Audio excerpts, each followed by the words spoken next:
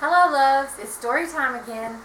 Today's story is called Those Terrible Toy Breakers. And this story is written by David McPhail.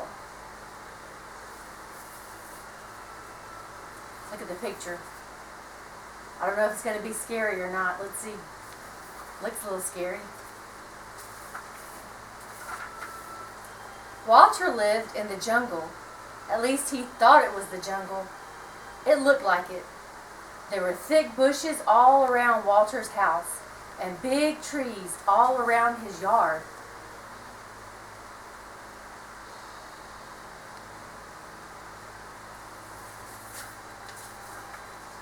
Walter's friend Bernie told him once there were lions and tigers and elephants out there, so it must have been the jungle.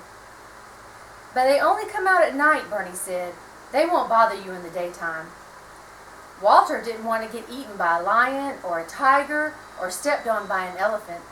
So he made sure that he had all his toys picked up and he was in the house before dark.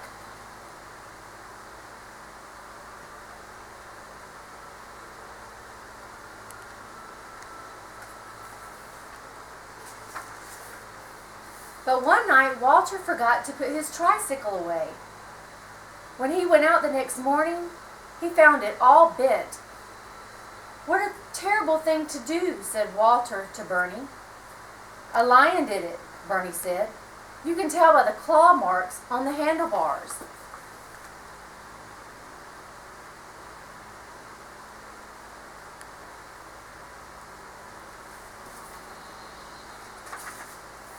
A few days later, Walter kicked his football so hard he couldn't find it. In the morning, it was sitting in the middle of the yard, as flat as a pancake. "Someone around here isn't being very nice," Walter told Bernie. "It's a mother tiger," Bernie said after he looked at the ball. "Those stripes on the ball would fool a tiger and make her think it was her tiger egg. And of course, she would sit on it and try to hatch it."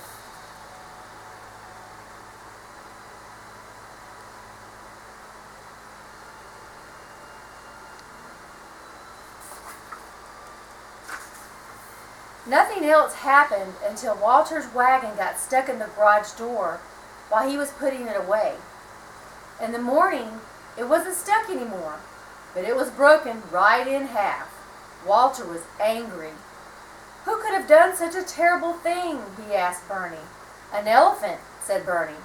"Only an elephant's foot could break a wagon in half like that."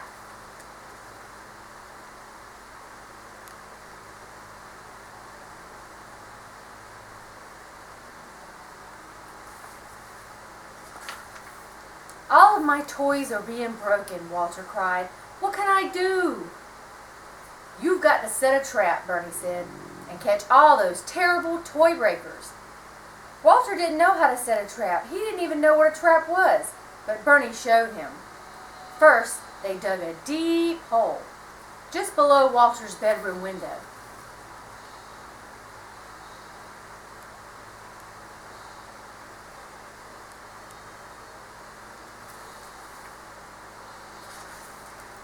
Then they got some sticks and laid them across the hole. After that, they covered the sticks with leaves and dirt. "There," said Bernie. "Now all we need is bait." And he looked at Walter's teddy bear. "Not my teddy bear," said Walter. "But lions and tigers and elephants love teddy bears," Bernie explained. "Nothing else will do."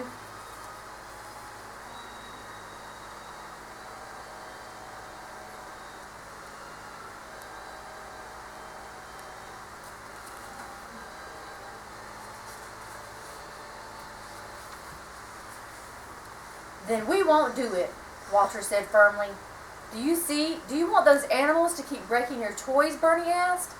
"I'll hide all my toys," Walter said desperately. "Then they'll get angry," Bernie said, "and they'll come and eat you up."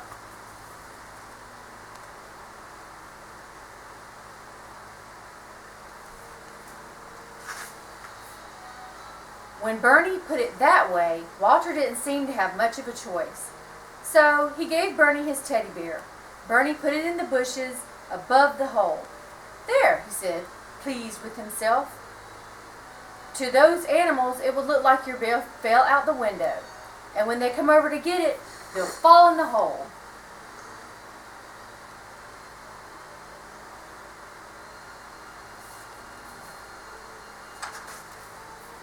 Then Bernie and Walter went up to Walter's room to wait. Walter was almost asleep when Bernie nudged and whispered, "Here they come." Sure enough, a lion, a tiger, and an elephant came out from behind the trees and crept towards Walter's teddy bear.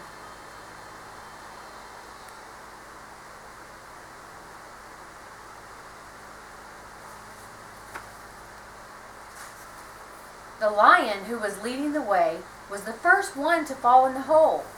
He reached out to grab a branch, but he grabbed the tiger's tail instead and pulled her into the hole too. "Get us out of here," they called to the elephant. The elephant got down on his knees and leaned into the pit. "Grab onto my trunk," he said. "I'll pull you out."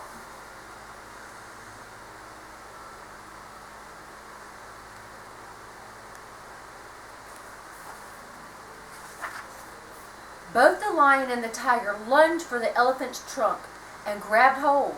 "One at a time," shrieked the elephant. But it was too late. The weight of the lion and the tiger together was too much for the elephant, and he tumbled headfirst into the hole on top of the two big cats.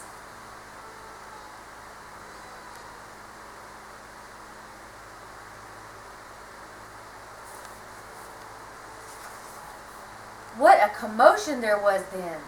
"Get off me!" roared the lion. "Me too!" shouted the tiger. "I can't," said the elephant. "I'm stuck."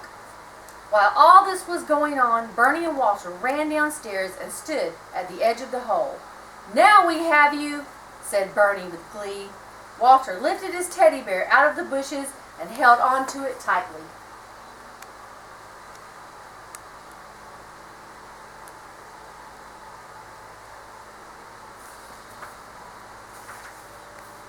"Are you the ones who broke my toys?" Walter asked. "Accidents," said the lion. "All accidents." "We never meant to break them," insisted the tiger. "We were just playing," added the elephant. "Now help get us out of here." "Not until you promise to fix Walter's toys," said Bernie. "We promise," said the lion, the tiger, and the elephant.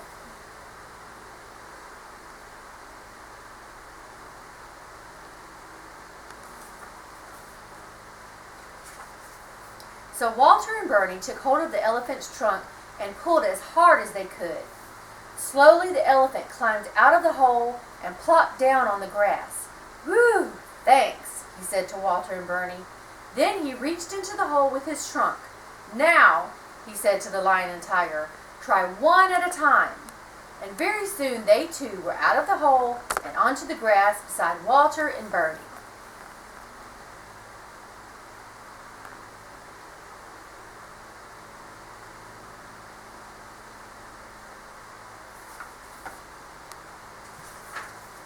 Walter went back to his room and returned with his toolbox and his broken toys. True to their words, the lion, the tiger, and the elephant went right to work repairing the toys, fixing them up as good as new.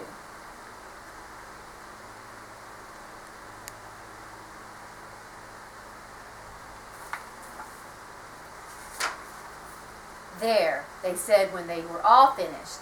"All fixed." "Thank you," said Walter. "You did a wonderful job." "You're welcome," they said. "We're sorry we broke them." Walter felt so bad about trapping the lion, the tiger, and the elephant that he gave each one of them a present.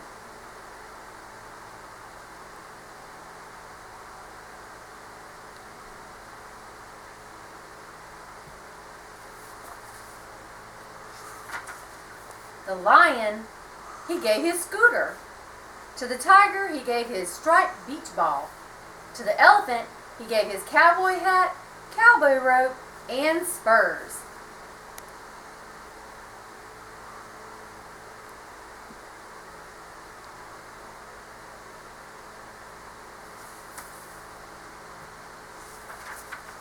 And to his friend Bernie, he gave a pat on the back and a mug of warm cocoa.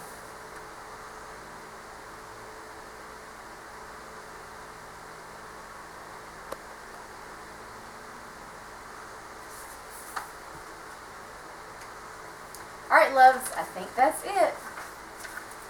So tonight's book was Those Terrible Toy Breakers. Good night.